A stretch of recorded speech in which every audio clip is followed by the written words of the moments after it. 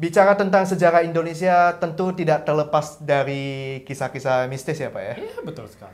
Ya kita melihat seperti ya banyak varian-varian hantu di Indonesia seperti kuntilanak, pocong, genderuwo dan lain sebagainya begitu.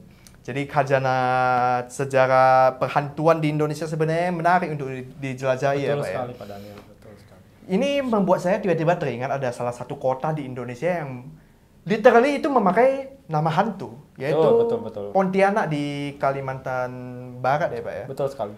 Dan itu cukup merinding sih ya, karena literally mereka menggunakan nama Kuntilanak sebagai nama kota mereka ya. Jadi itu sejarahnya bagaimana sih Pak? Ya, kalau secara etimologi sebetulnya memang nama ada yang bilang itu kan asalnya dari nama hantu. Tapi sebenarnya ejaan Melayunya itu Puntianak sih. Ejaan Melayunya terutama di Malaysia ya. Ah iya. Ya, karena buktinya di Malaysia sendiri itu ada film tentang kuntilanak, judulnya Pontianak Harum Sundal Malam gitu. Saya agak kurang paham ya struktur kosakata Melayu Malaysia gimana, tapi itu judulnya Pontianak Harum Sundal Malam. Jadi Berarti pakai U ya? pakai U. Oh. Tapi kalau di bahasa Melayu Kalimantan itu kelihatannya agak diubah jadi O gitu, agak bergeser gitu. Kan kita tahu dialek Melayu itu nggak semuanya sama. Even di Malaysia sendiri pun ada Melayu Kelantan, Melayu banyak lah, Melayu Kedah itu dialeknya beda-beda juga. Gitu. Jadi nah, tapi kalau kata kuntilanak sendiri itu kan memang ejaan di Jawa seingat saya. Tapi memang itu akal katanya itu memang bahasa Austronesia ya, atau bahasa maupun bahasa Melayu juga, karena kayak di Filipina itu ada hantu namanya Tianak gitu. Oh iya. Tianak. Asal katanya itu adalah mati anak.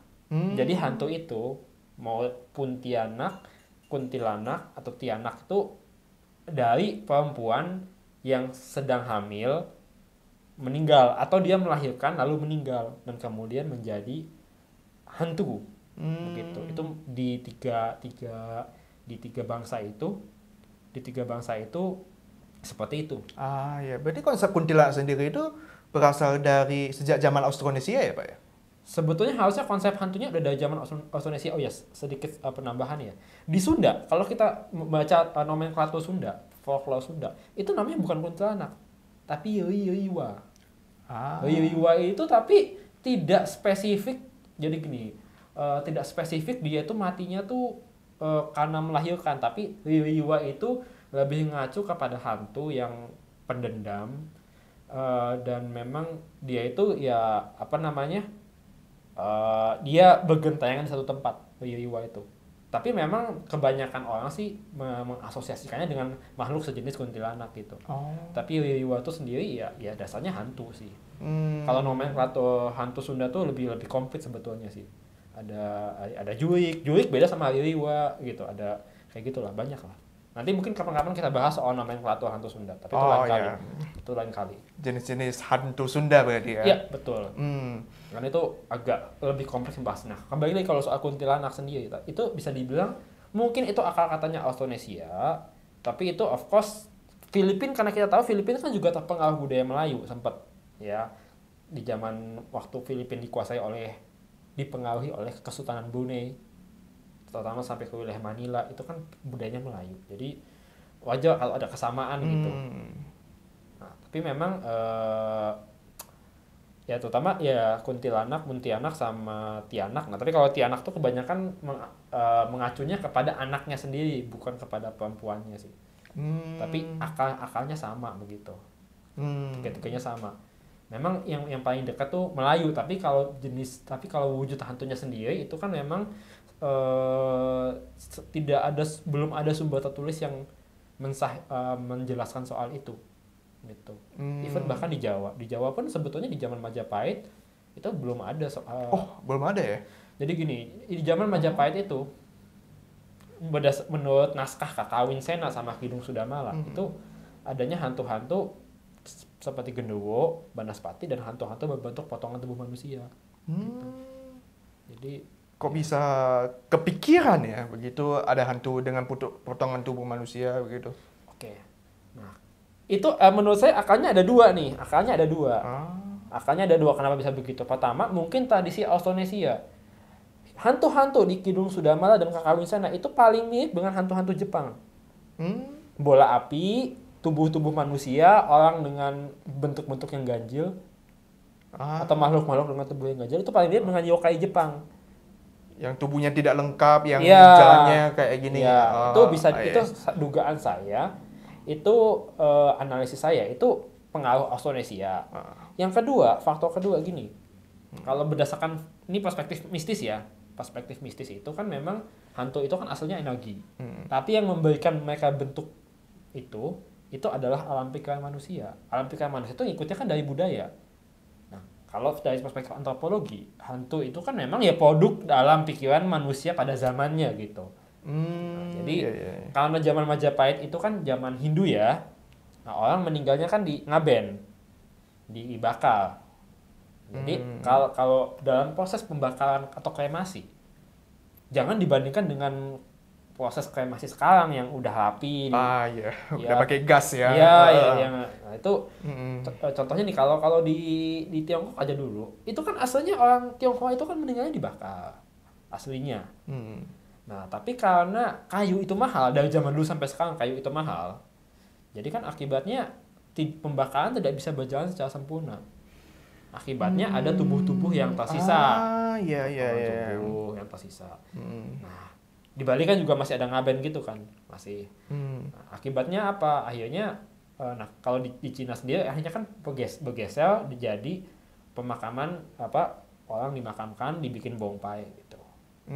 Tapi dari hasil pembakaran yang tidak sempurna itu ada potongan tubuh. Nah, akhirnya yang seperti itulah yang kemudian jadi hantu. Gitu. Berarti mereka mengambil inspirasi dari sana. Iya, Banaspati sendiri kan orang yang kepalanya kebakar ya. Kenapa kebakar ya? Karena orang meninggalnya dibakar zaman itu. Iya. Ya, jadi belum ada pocong, belum ada kuntilanak di zaman Majapahit. Berdasarkan sumber tertulis. Tapi kalau di Sunda sudah ada hantu perempuan, tapi pun juga spesifik kali kuntilanak dengan dastar dan pocong itu belum ada zaman itu.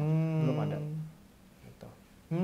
Karena pocong itu pas zaman Islam ya. Betul sekali, pocong itu muncul pas zaman Islam karena kan Islam itu kan juga mengadopsi budaya Arab dan juga budaya ya kita tahu Yesus Kristus juga meninggalnya kan diberikan kain kafan kan. Ya makanya kan ada kain kafan Turin gitu. Iya, salah satu relik yang sangat terkenal ya. Betul, relik agama Katolik. Jadi karena tradisinya demikian makanya di sini di Indonesia sejak zaman Islam itu mulai ada hantu pocong. Nah, bentuk hantu kuntilanak sendiri itu mulai muncul, mulai terdokumentasi itu ya di zaman Hindia Belanda. Mulai ada hantu berdastar gitu. Karena dastar sendiri kan sebetulnya bukan budaya. Iya, dastar kan budaya banget ya. Betul sekali. Iya. Kalau di zaman Islam paling jauh kan pakainya apa? Pakainya kan kemben dan kebaya kan. Iya. Zaman Islam perempuannya. Kalau di zaman Hindu Buddha kan juga kemben atau telanjang dada. Iya. Jadi logically nggak mungkin ada hantu pakai baju dastar zaman itu. Dastar yang memang sangat tertutup ya. Iya, itu sangat kan tertutup. Ukurannya sangat tertutup dan ya memakai kain yang sangat banyak ya. Iya, betul sekali. Nah, itu mulai ada ketika industri kain moire itu berkembang di zaman Hindia Belanda dan hantu kuntilanak yang pakai dastar itu ada pernah tercatat di koran Bataviasen Nieuwsblad. Itu dia pernah menculik anak kecil. Dibawa ke pohon. Itu sampai heboh di Batavia, terus korannya dicetak ulang, diterbitkan juga di Belanda gitu. Jadi dikasih headline yang bombastis dan clickbait kalau zaman sekarang istilahnya demikian.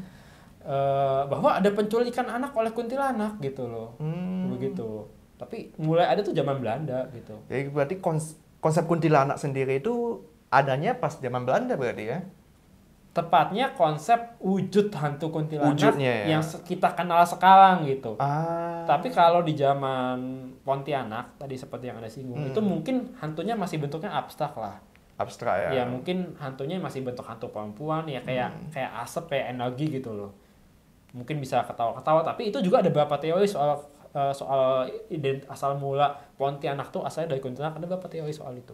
Oh ya, bagaimana itu, Pak? Nah, teorinya tuh begini.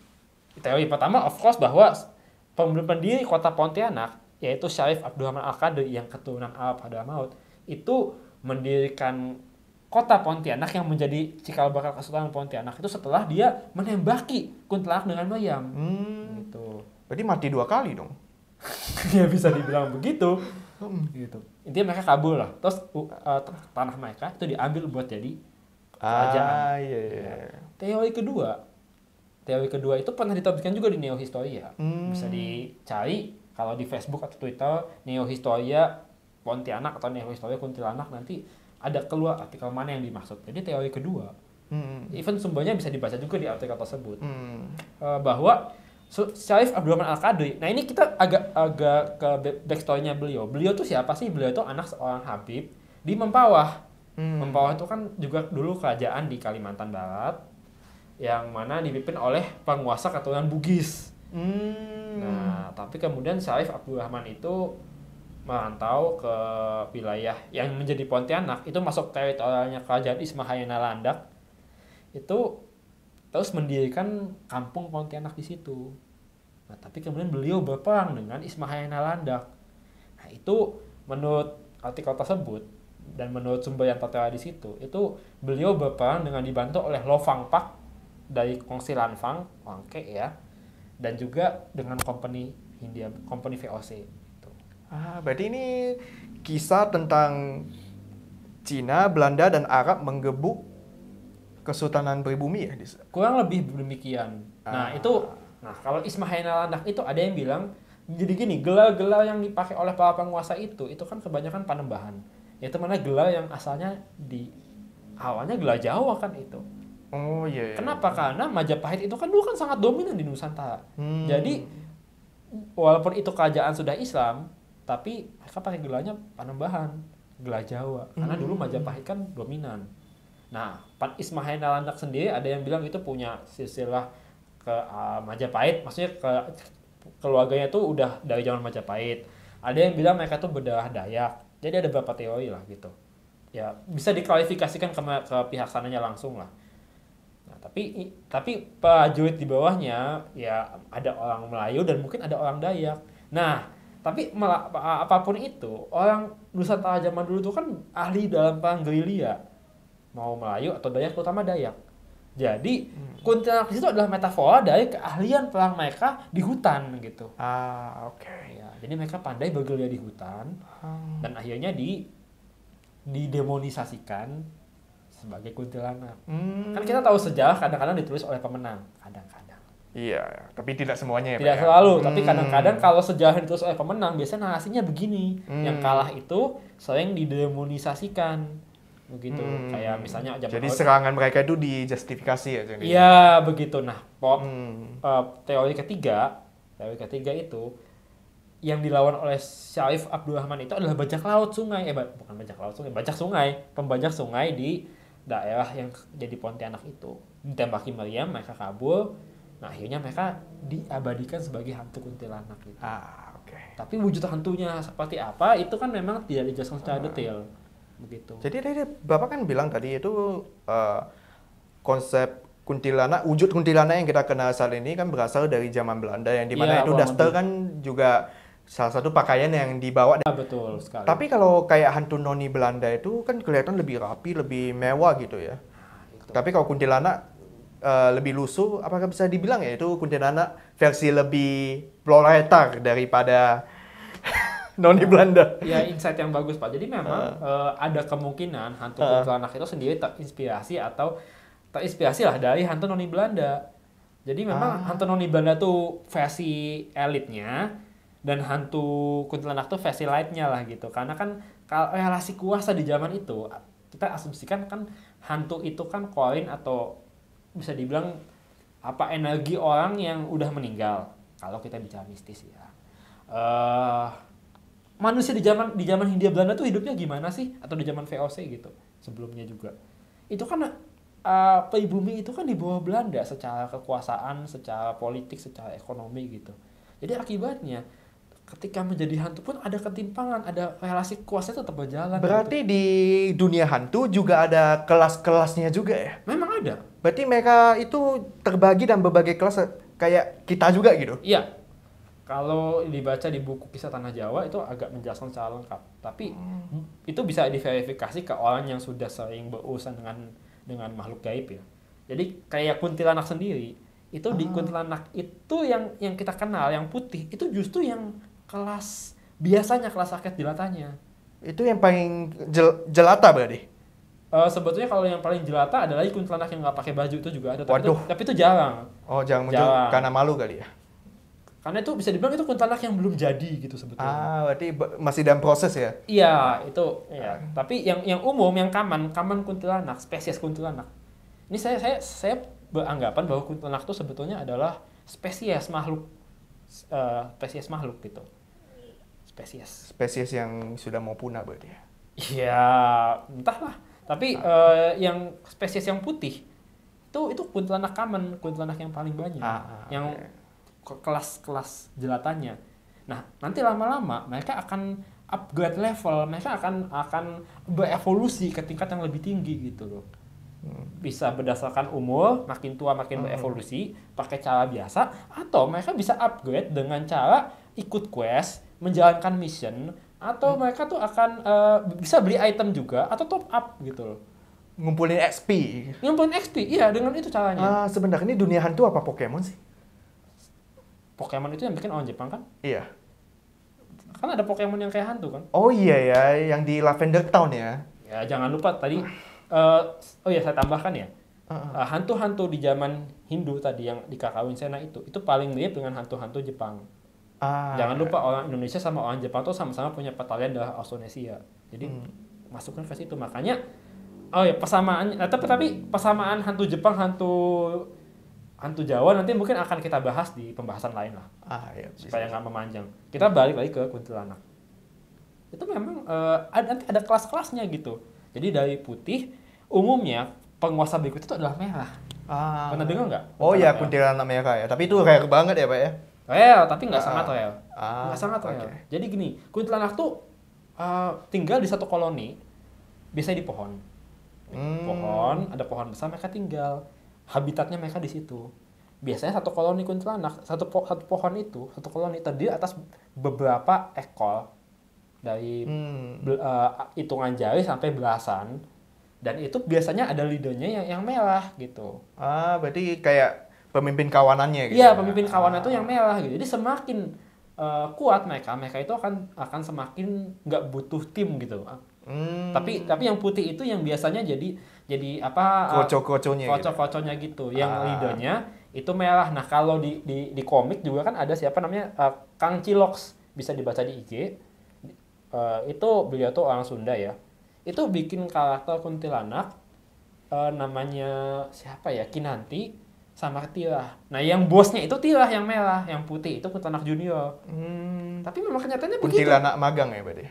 Ya, karena baru jadi kuntilanak gitu. Jadi masih XP-nya masih rendah gitu. Nah, kalau udah berevolusi nanti jadi merah. Tapi nggak selalu dari putih langsung jadi merah. Bisa jadi Nah, ini selain merah ada juga warna kuning. Tapi hampir nggak pernah ada penampakan kuntilanak kuning ya? Karena jarang. Berarti yang paling rare ya? Lebih rare lagi. Jadi gini, biasanya kuntilanak kuning itu punya ciri khas. Mereka itu kuntilanak yang tercipta dari rencana yang membuncah. Jadi mereka itu terkenal kayak sukubus gitu. Suka menggoda pria gitu. Jadi jalur quest yang mereka ambil itu kebanyakan dari kuntilanak yang biasanya menggoda laki-laki gitu. Saya ada kenalan loh. Saya nggak akan sebut namanya karena ini privasi. Saya pernah nangani kasus di mana ada seorang pria yang alim dan sangat terpelajar, tapi diganggu oleh kuntilanak. Kuntilanak yang warna apa? Putih. Putih. Masih putih dia. Masih putih. Kenapa bisa diganggu? Jadi gini, masalahnya tuh adalah rumahnya itu feng shui-nya tuh jelek. Kurang bagus feng shui-nya lah. Dan ketika dalam pengamatan mata batin saya, ketika saya nyentuh tanahnya, itu saya tahu itu dulunya tanah kebun yang luas gitu, dan itu makhluk kuntilanak itu dulunya udah berdiam di situ, habitatnya di situ, terus dibikin rumah gitu. Jadi dia akhirnya tinggal di gudang sebelah atas. Nah itu sering menggoda laki-laki tersebut gitu. Kan namanya orang tuh kan nggak selalu dalam kondisi prima mentalnya ya, ketika dia lagi capek digoda gitu, muncul dalam wujud mimpi gitu, terus mulai menggoda ke hal-hal yang nggak baik gitu loh. Itu ada. Nah itu nanti spesies yang begini kalau berevolusi akan ke warna kuning. Berarti kuntilanak yang lebih gaul ya? Ya, kuntilanak yang lebih nakal dalam tanda kutip. Lebih nakal, oke. Itu biasanya warnanya kuning, tekanannya warna kuning. Nah, jadi berarti kalau misalnya laki-laki yang pergi ke diskotik, kalau ketemu wanita yang pakai pakaian berwarna kuning, berarti harus hati-hati ya? Takutnya itu kan kuntilanak kuning. Atau bagaimana? Atau tetap pakai daster dia? ya, terus apa kabar partai yang warna kuning? Oh iya. Oh, kita lebih baik jangan bahas itu dulu. Iya, benar. Saya jadi merinding, ini lebih mengerikan dari kuntilanak soalnya. Nah, oke. Ya, oke, balik lagi. Jadi, nah itu yang warna kuning. Kalau yang warna merah tuh kenapa bisa ada warna merah? Itu bisa dibilang itu korban dia meninggalnya tragis gitu. Jadi warna merah itu muncul dari emosi yang sangat dendam kesumat gitu. Dendam dan rasa sakit yang sangat parah. Gitu. Berarti kayak Obito dong? Iya kurang lebih gitu. Ya Obito bapak, terus akhirnya matanya jadi makin merah. Ini kan kalau dicerita di Naruto kan begitu kan. Bapak, terus akhirnya memulai perang. Bapak matanya jadi makin merah, memulai perang. Sama kuntilanak juga. Berarti kuntilanak juga kayak orang Uchiha berarti ya? Iya, dia bapak, terus akhirnya berevolusi gitu. Jadi kuntilanak merah gitu. Atau setelah dia mengumpulkan quest mission dan segala macam, jadi naik lagi ke warna merah dan dia jadi leader gitu di kawanannya. Atau dari kuning tadi bisa juga ke merah, tapi intinya bedanya adalah kuning sama merah itu semakin naik evolusinya, combat abilities-nya tuh makin kuat gitu. Gitu. Berarti kalau misalnya gini, kalau misalnya kuntilanak itu bisa ditangkap kayak Pokemon ya kan? Yeah. Jadi kalau misalnya kita pakai kuntilanak merah nih, lawan 5 kuntilanak putih, berarti yang menang kuntilanak merah gitu? Iya, should be. Oke, berarti combat strength-nya lebih apa ya? Combat strength-nya lebih naik, karena waktu tahun 90-an, atau 2000-an awal, waktu saya masih kecil, ada loh sinetron di RCTI judulnya Impian Pengantin. Itu duel kuntilanak kuning versus kuntilanak merah. Mungkin anak sekarang nggak tahu film sinetron itu, karena kan namanya juga sinetron lawas ya. Tapi saya nonton itu dulu, tiap hari saya nonton, nggak pernah absen gitu. Masa nih, duel lawan, namanya Imah kuntilanaknya lawan Ratu Merah Delima. Wah, bos kuntilanak lawan kuntilanak yang masih kocok. Lumayan seru tuh ceritanya. Gitu.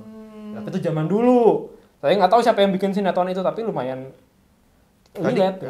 Tadi kan Bapak ada bahas tentang relasi kuasa di dunia kuntilanak ya. Berarti kalau misalnya kuntilanak putih itu dipersenjatai pakai senjata api, berarti bisa melawan kuntilanak merah dong? Nah, kalau dia senjata di dunia gaib tuh beda lagi. Oh, mereka nggak bisa memakai senjata api ya? Itu itemnya itu harus dicari di pasar jurik gitu.